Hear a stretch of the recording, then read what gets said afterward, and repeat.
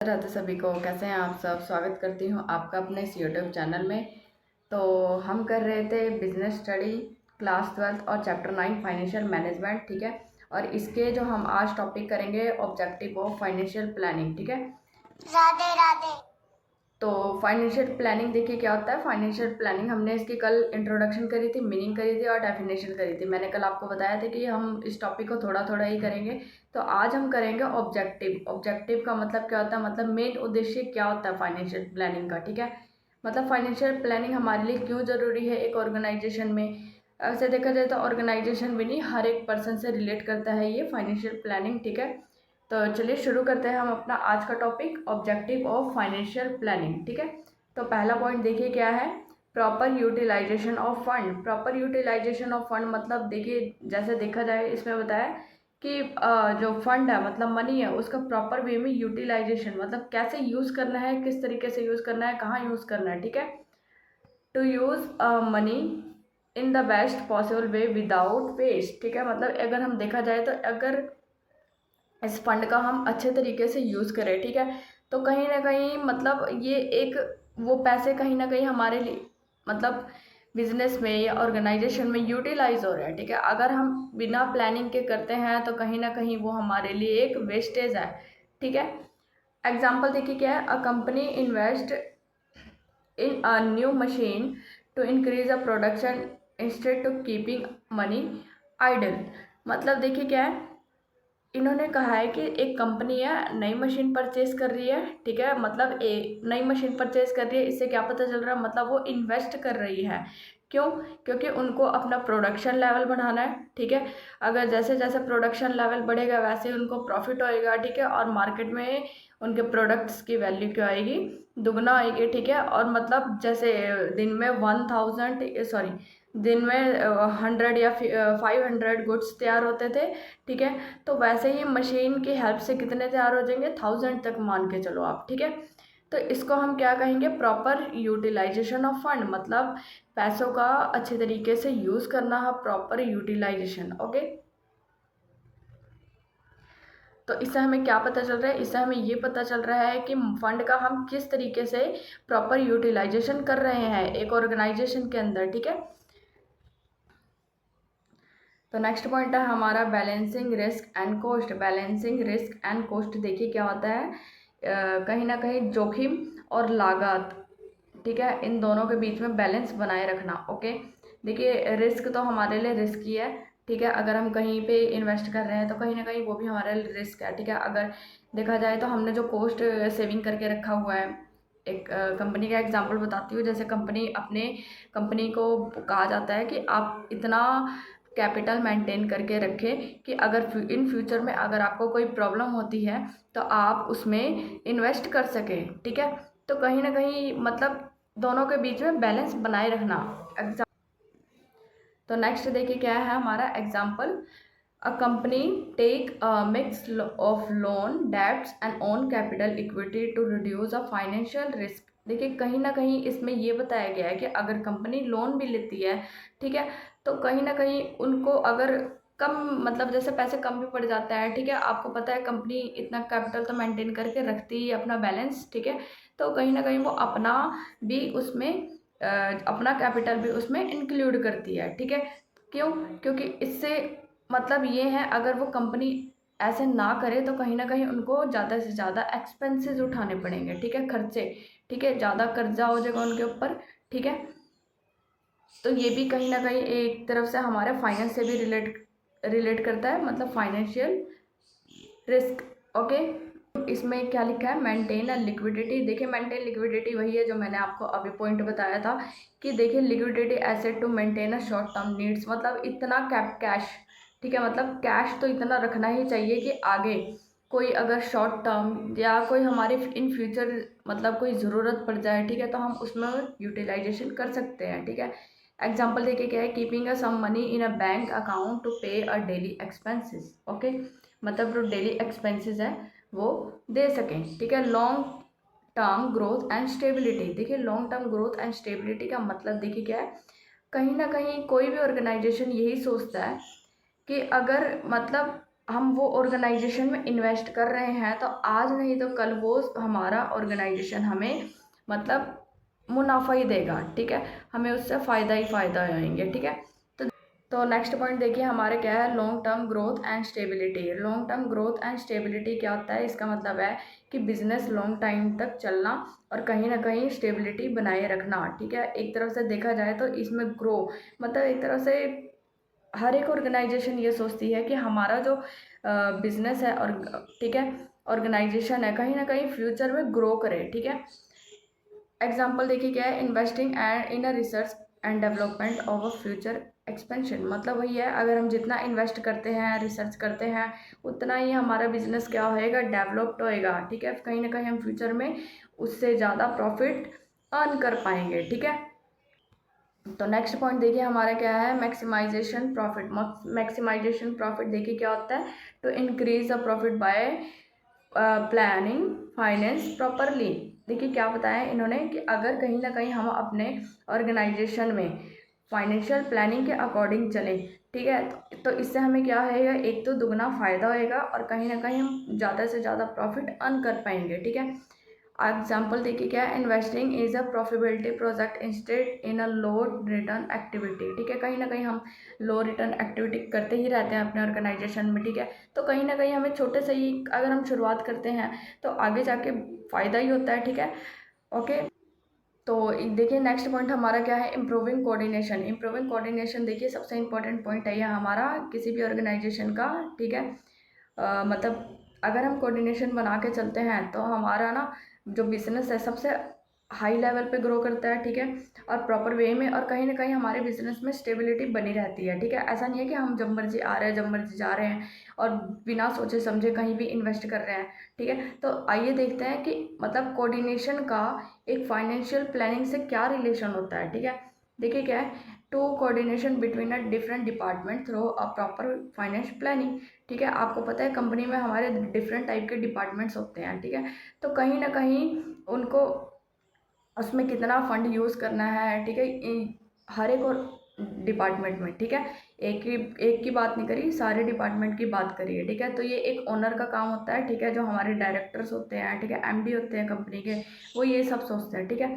तो कहीं ना कहीं वो अगर प्लानिंग भी करेंगे फाइनेंस से रिलेटेड तो वो तीनों को ही लेके चलेंगे अकॉर्डिंग, ठीक है। ऐसा नहीं कि वो सोचेंगे कि मुझे इसमें करना चाहिए तो इसमें मुझे ज़्यादा फायदा होएगा, इसमें करूँगा तो इसमें नहीं होएगा, ठीक है। तो कहीं ना कहीं वो तीनों में ही अच्छे से इन्वेस्ट करते हैं, ठीक है, फाइनेंस से रिलेटेड पूरी एक्टिविटी करते हैं, ओके। तो देखिए एग्जांपल क्या है, finance term plan budget according to production and market need, ठीक है। कहीं ना कहीं फाइनेंस देखा जाए तो एक बजट के अकॉर्डिंग ही चलती है, ठीक है। अगर जितना बजट होता है हम उतना ही इन्वेस्ट करते हैं, ठीक है। और इससे क्या होता है, कहीं ना कहीं प्रोडक्शन और मार्केटिंग जो नीड्स होती है हमारी उनको हम पूरा कर सकते हैं, ओके, फाइनेंशियल प्लानिंग के अकॉर्डिंग। आगे देखिए क्या है, controlling expenses.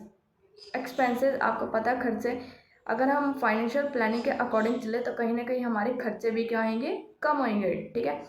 To reduce unnecessary cost and avoid wastage, ठीक है। कहीं ना कहीं देखिए इसमें क्या लिखा है, एक तो जो हमारे खर्चे हैं वो कम होएंगे, ठीक है, और जो हम अवॉइड वेस्टेज, ठीक है, जो हमारी वेस्टेज होएगी, ठीक है, कंपनी की, ओके, तो उससे हम बचेंगे, ठीक है, अगर हम फाइनेंशियल प्लानिंग के अकॉर्डिंग चलेंगे तो, ठीक है। आगे देखिए क्या example, cutting down extra advertising expenses that's are not giving a result, ठीक है। मतलब कहीं ना कहीं इन्होंने यही बताया कि हम ज़्यादा से ज़्यादा एडवर्टाइजिंग कराएंगे और उसको कट डाउन कर रहे हैं, ठीक है, तो वो हमारे लिए क्या है, सबसे ज़्यादा खर्चे ही खर्चे हैं, ओके। और इससे हम मतलब नॉट अ गिवन रिजल्ट, इससे हमारा कोई रिजल्ट भी नहीं आएगा, ठीक है। आगे देखिए क्या, इंक्रीज एफिशिएंसी। एफिशिएंसी को इंक्रीज कैसे करेंगे हम, to improve overall performance of the business. ये देखा जाए तो हमारा पूरा ओवरऑल किस पे डिपेंड करता है, बिजनेस पर, ठीक है। Using a fund production area like a technology to save and time and cost, okay. Starting में भी हमने ये पढ़ रखा है कि टाइम और कॉस्ट कैसे हम कम कर सकते हैं, ठीक है। तो देखिए इन्होंने क्या कहा, इंक्रीज इफ़िशेंसी। इफ़िशेंसी को इंक्रीज़ कैसे करना, हम टाइम और टेक्नोलॉजी को लेकर चलेंगे, ठीक है। एरिया के अकॉर्डिंग लेकर चलेंगे, जिस एरिया में हमारा प्रोडक्शन बहुत ज़्यादा हाई लेवल का चलता है, ठीक है, तो वहाँ पे कहीं ना कहीं हम ना एक तो मशीनरी सबसे ज़्यादा परचेस करेंगे, ठीक है, और ज़्यादा से ज़्यादा वर्क पर फोकस करेंगे, ठीक है। ओके, तो ये सब, और इससे कहीं ना कहीं क्या होएगा, टाइम भी सेव होएगा। देखिए इससे एक तरफ से अगर हम देख के चले तो प्रोडक्शन एरिया लेकर चलते हैं हम, ठीक है। एक मशीनरी है, एक कंपनी, ठीक है, उन्होंने मशीनरी परचेज करी, तो वो एक दिन में 200 गुड्स प्रोड्यूस करती है, ठीक है। और दूसरी मशीनरी फिर उन्होंने और परचेज कर ली, तो कितने हो गए, 2 और 2 400, ठीक है। तो एक दिन में उनका कहीं ना कहीं 400 गुड्स मार्केट में जा रहा है, ठीक है, प्रोड्यूस हो रहा है। ओके, तो अगर ऐसे ही फिर उनसे क्या रहा, उनको तो एक प्रॉफिट लेवल बढ़ेगा उनका, ठीक है, प्रोडक्शन लेवल भी बढ़ेगा, ठीक है। और इससे क्या आएगा, कहीं ना कहीं उनकी और टेक्नोलॉजी इंप्रूव होएगी, वो और मशीनरी परचेज करेंगे, ठीक है, अगर फाइनेंशियल प्लानिंग के अकॉर्डिंग चले तो, ठीक है, और एक उनका टाइम भी सबसे ज़्यादा सेव होएगा, ठीक है। आगे देखिए क्या है, प्रिपेयरिंग ऑफ फ्यूचर एक्सपेंसेस। कहीं ना कहीं हम फ्यूचर एक्सपेंसेस के लिए प्रिपेयर रहते हैं, ठीक है। To plan a fund for a grow and expenses.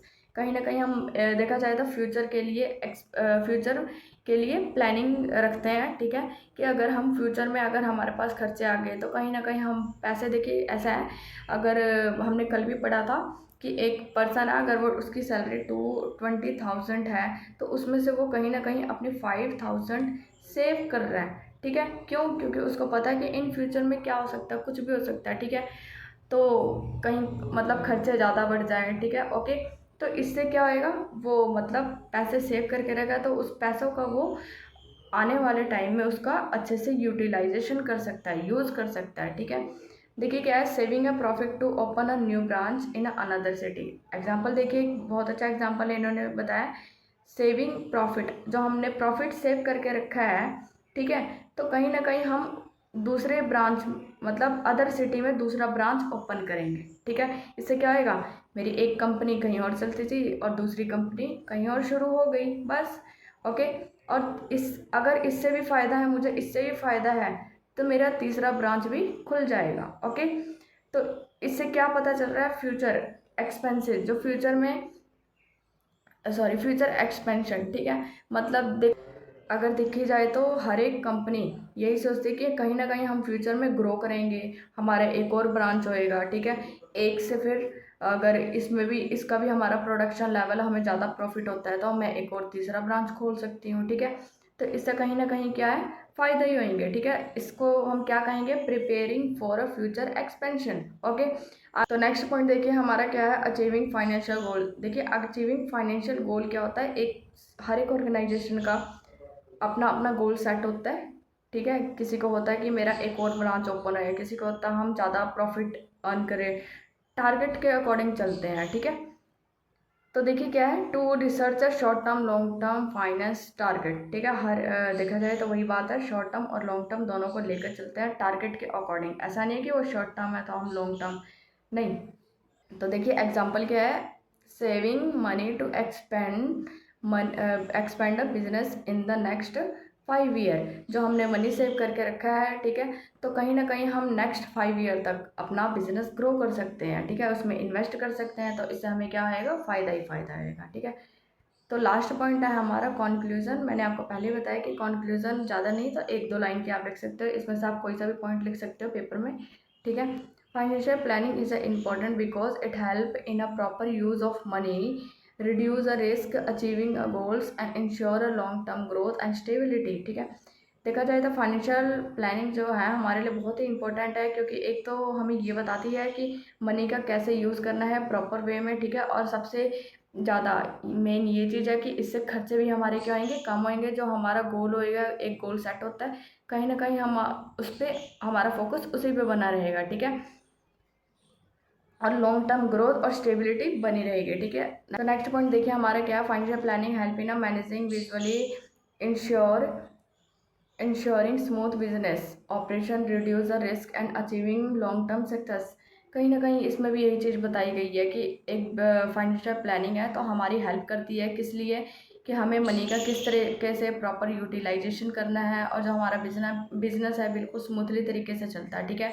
और कहीं ना कहीं जो हमारे एक्सपेंसेस हैं, रिड्यूस रिस्क, ठीक है, ये सब कम होते हैं और हमें लॉन्ग टर्म सक्सेस मिलती है। ओके, तो आई होप कि आज का लेक्चर आपको समझ में आया होगा। अगर आपको कोई डाउट हो तो आप मुझे कमेंट में मैसेज कर सकते हैं, और इसके जो नोट्स हैं मैं आपको कमेंट में पिन कर दूँगी। तब तक के लिए आप सभी को राधे राधे।